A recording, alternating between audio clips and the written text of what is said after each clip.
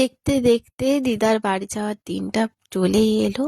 তো দিদাকে বাড়ি পৌঁছাবার জন্য আমরা সবাই গেছিলাম এবং আমার পুচকুও গিয়েছিল, আর কাকিমুনি গিয়েছিল। এদিকে দিদার মুখটা দেখো, বাংলার 5 হয়ে গেছে। কারণ না, দিদার এখন যাওয়ার কথা মোটেও ছিল না, কিন্তু যেতে হচ্ছে একটা প্রাইভেট কারণে।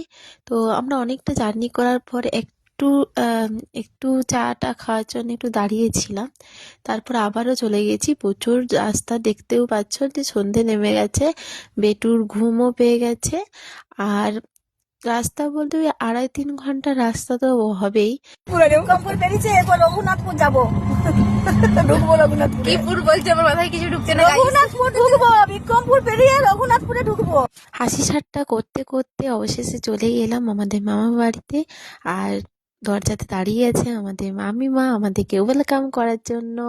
তো ইনি হচ্ছে আমাদের মামিমা।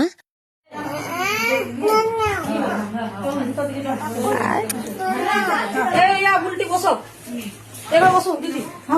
এই বসো। কি রে, ভালো আছিস? সবাই ঘরে ভালো?